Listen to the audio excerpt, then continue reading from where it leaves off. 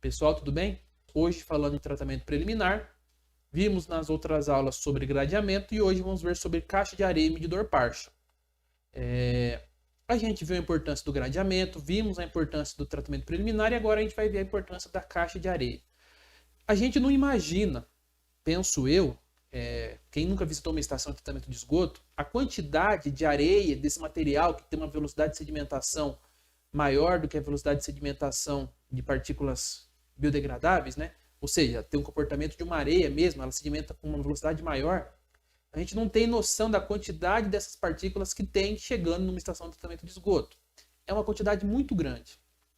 E por ter essa quantidade muito grande desse resíduo, ele precisa ser removido previamente, porque a maior parte desses resíduos também são inertes, não são biodegradáveis, e isso indo para o reator biológico vai causar um problema, porque você não vai ter a degradação dele e esse material vai acabar se acumulando dentro desses reatores.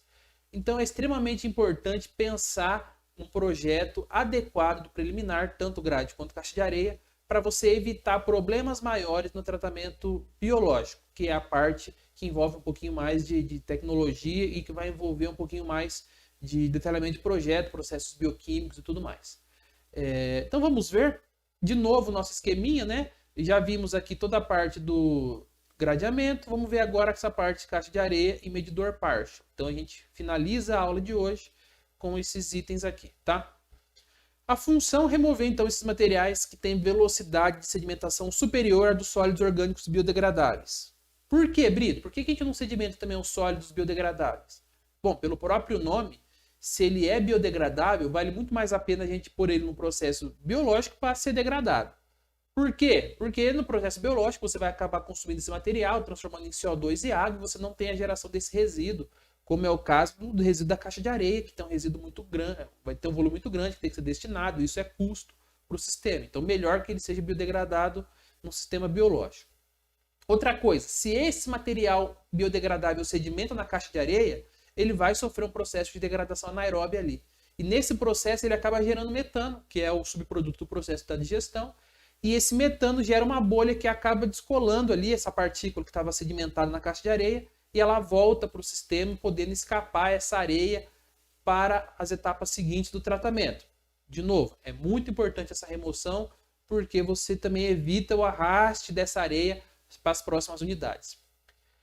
E esse material que fica sedimentado ali é de tudo, pessoal. Resto de alimento, casca de ovo, pedregulho. Tem muitos casos em que você acaba tendo de forma irregular, né, a ligação de água de chuva nas tubulações de coleta de esgoto. Isso arrasta muito sólido para a rede de coleta de esgoto, e esse sólido ele chega na estação e tem que ser removido no nosso tratamento preliminar lá na caixa de areia antes dele ir para o reator. Então é fundamental a importância dele ali. Infiltração em tubos coletores, a lavagem de louça, você acaba levando esse material, lavagem de piso, quando você tem essa ligação, como eu falei. Então são as fontes de entrada desse resíduo, né, desse material que tem essa velocidade de sedimentação maior no nosso sistema. E quais são os problemas quando eu não faço a remoção desses materiais aqui e isso chega na estação, pessoal? Esse é o problema que está representado nessa imagem. Então imagina o seguinte, você projeta um reator para ter um certo volume. Esse volume permite com que o líquido fique ali dentro no processo de tratamento, né? Esse tempo que o líquido fica lá no processo de tratamento, que é chamado de tempo de detenção hidráulica, esse tempo ele é função do volume. Esse tempo de detenção nada mais é do que o volume do reator que divide pela vazão. Então imagina, você tem um reator que foi projetado para trabalhar com determinado tempo, para isso ele foi projetado com determinado volume. Mas aí esse material começa a escapar, começa a entrar no reator, começa a acumular lá, e ele é um material inerte, o que vai acontecer? Esse material vai ocupar um volume no reator. E esse volume que ele ocupa remove o volume útil do reator, vai disponibilizando para o reator menos volume útil. E esse volume útil menor faz com que o reator opere com um tempo de detenção hidráulica também menor. E aí você tem todo o problema. Se você trabalha com tempo de detenção hidráulica menor, você não consegue atingir aquela eficiência que você projetou seu reator para ser atingido. Então aí você tem um problema generalizado e você vai ter que parar o sistema e fazer a limpeza dele, semelhante ao que está representado nessa imagem aqui, que é um sistema com bastante areia que foi acumulada devido a um tratamento preliminar mal feito, tá?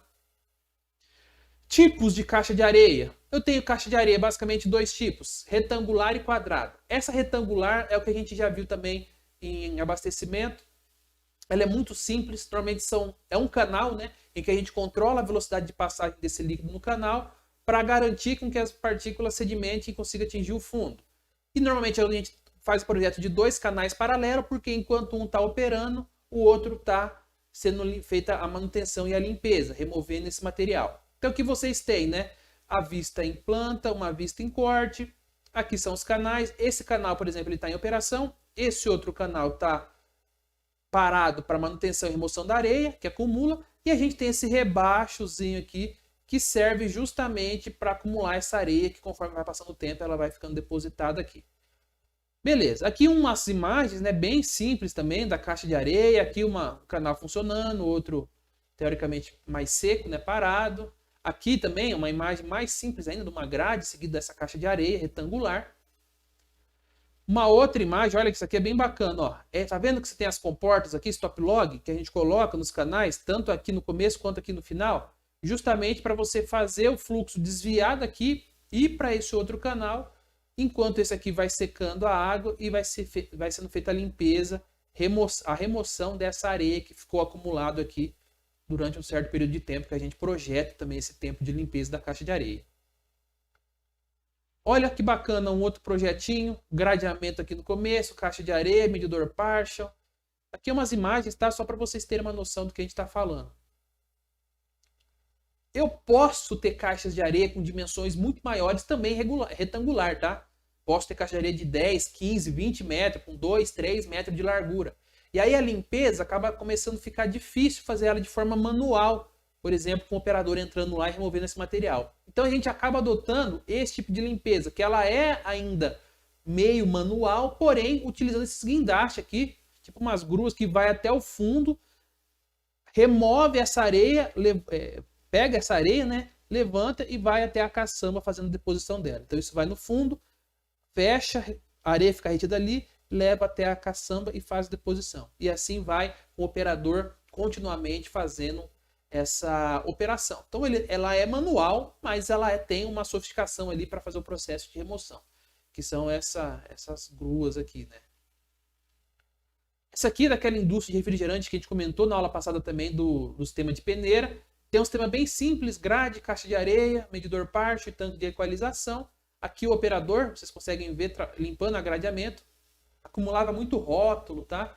E acabava passando para cá também parte desses rótulos, parte de sujeira das garrafas, né? Dependendo onde ela ficava, tinha muita areia acumulada. Essa areia ficava retida aqui na caixa de areia e assim por diante. Olha que interessante, falei para vocês que existem caixas de areia muito grandes, essa aqui, na ET ABC, ela tem quase, se eu não me engano, no próximo slide tem as características dela.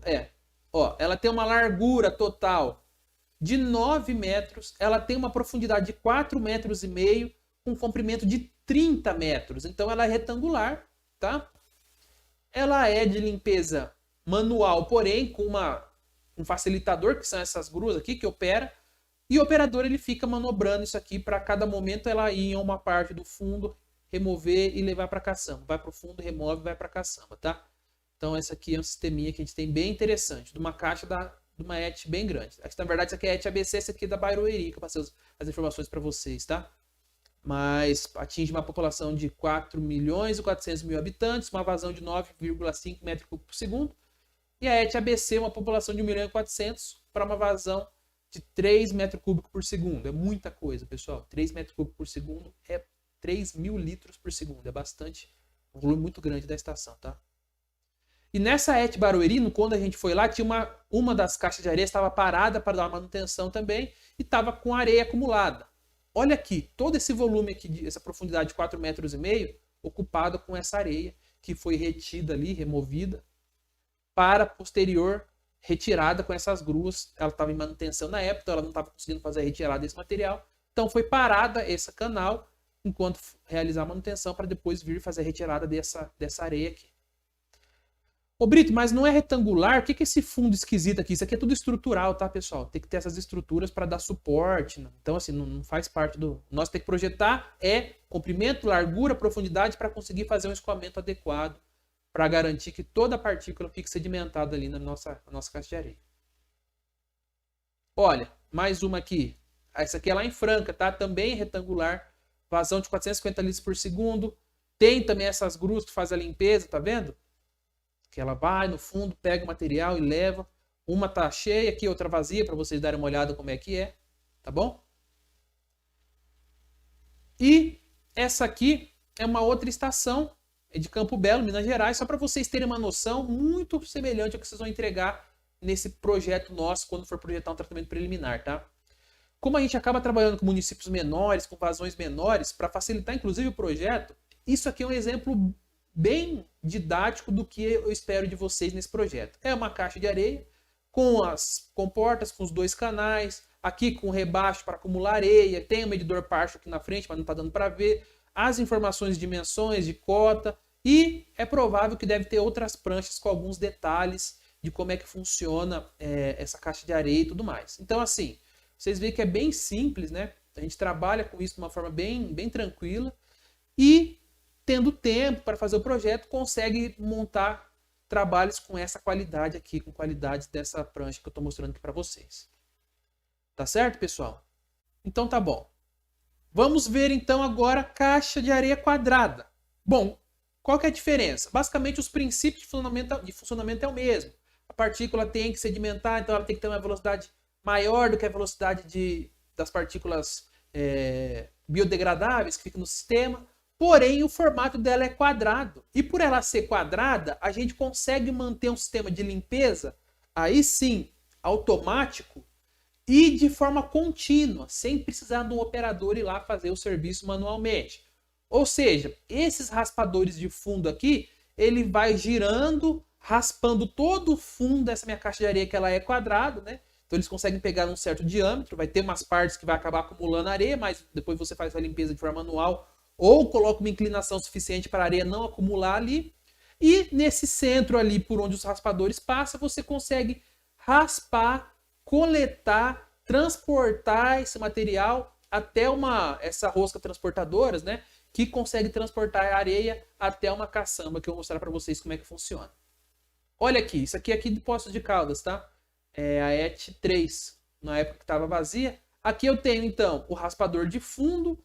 Tudo que acumula aqui vai sendo raspado e vai sendo jogado para essa parte aqui da lateral. Tá vendo esse fosso aqui?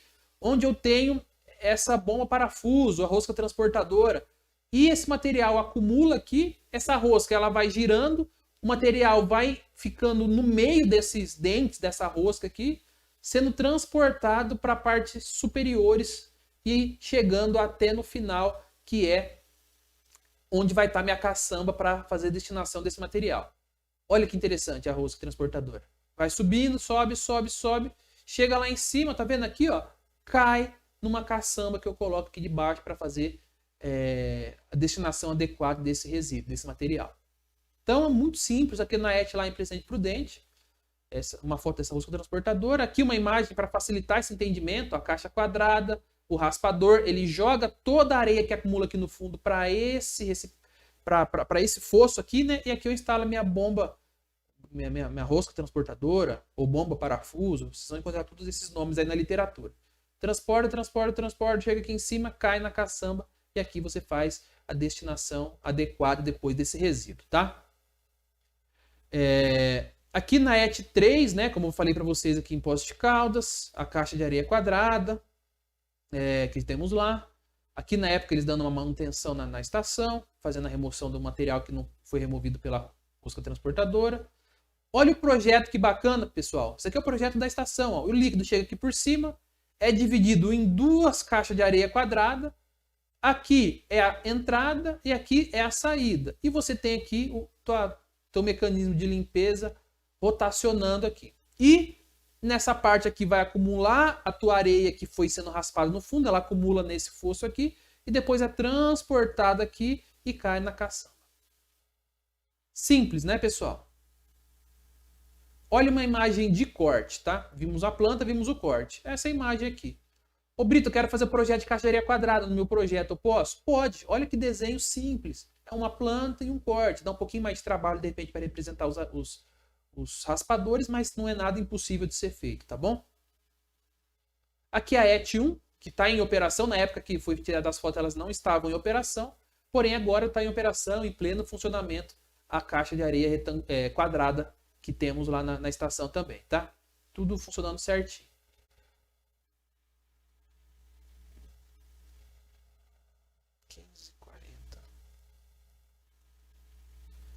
Pessoal, então, os conceitos e definições sobre caixa de areia retangular e quadrada foram dados, mostrei para vocês, e na nossa próxima aula a gente vai ver parâmetros de projeto e dimensionamento desses dois sistemas também.